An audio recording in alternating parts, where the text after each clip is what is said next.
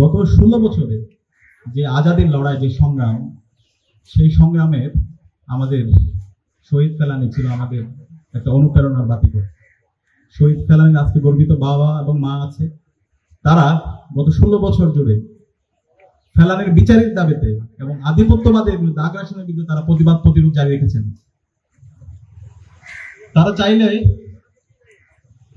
এই ভারতীয় আধিপত্যবাদ এবং এই ফেসিস্টদের সাথে বিভিন্নভাবে তারা নেগোশিয়েট করতে পারতেন, বিভিন্ন প্রস্তাব ছিল, কিন্তু শহীদ ফেলানি গর্বিত বাবা মা এবং শহীদ ফেলানির যে জেনারেশন, তারা প্রতিবাদ প্রতিরোধ জারি রেখেছে। আজকে যে জুলাই বিপ্লব হয়েছে, এই জুলাই বিপ্লবের লেগাসি কিন্তু শহীদ ফেলানিদের হাত ধরে তৈরি। বাংলাদেশের এই সকল গণহত্যা, শিশু হত্যা এবং বাংলাদেশের প্রতিটি জায়গায় যে মানবাধিকার লঙ্ঘন হয়েছে, এই সকল কিছুর সাথে এই ভারতীয় আধিপত্যবাদ জড়িত আছে। এবং ভারতীয় আধিপত্যবাদের বাংলাদেশে যারা দোষর, খুনি হাসিনা, নিষিদ্ধ ছাত্রলীগ, যুবলীগ এবং কালচারাল ফেসিস্ট চক্র, যারা এই ভারতীয় আধিপত্যবাদকে এখানে লেজিটিমাইজ করার চেষ্টা করেছে, এটাকে বৈধতা দেওয়ার চেষ্টা করেছে, তারা এই ক্ষেত্রের সাথে জড়িত আছে।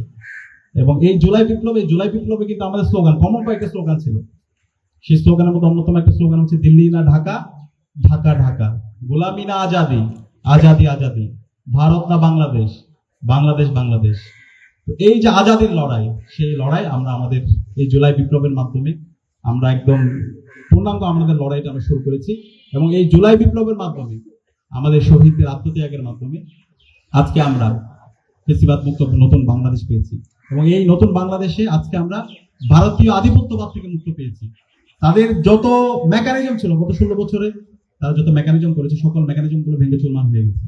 এখন আমাদের দায়িত্ব হচ্ছে এই ভারতীয় আধিপত্যবাদের সাথে যারা জড়িত ছিল, যারা দোষররা ছিল, গত 16 বছরে ফেলানি থেকে শুরু করে সীমান্তে যত হত্যাকাণ্ড হয়েছে, আমরা একটা রিপোর্টে দেখতে পেয়েছি গত 16 বছর প্রায় 588 জনের অধিক নাগরিককে হত্যা করা হয়েছে। এই সকল হত্যাকাণ্ডের বিচার এখন স্বাধীন বাংলাদেশে করতে হবে।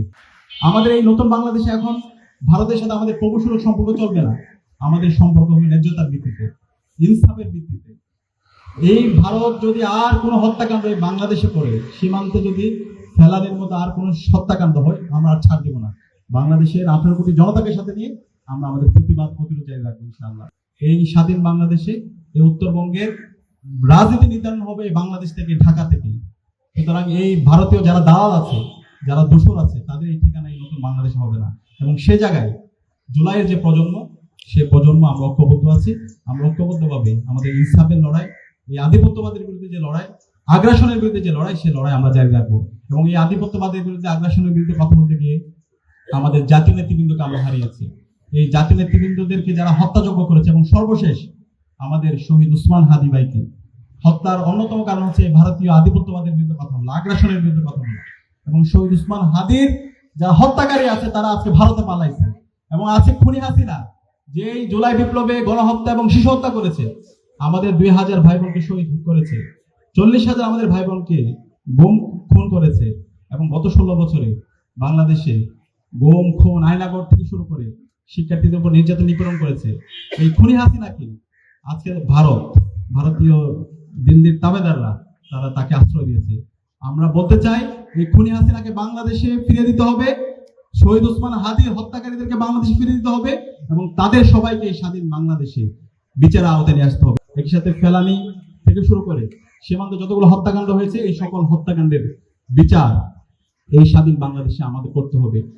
আমাদের এই জুলাই বিপ্লব পরবর্তী আমাদের এখন ঐতিহাসিক একটি দায়িত্ব আমাদের আছে।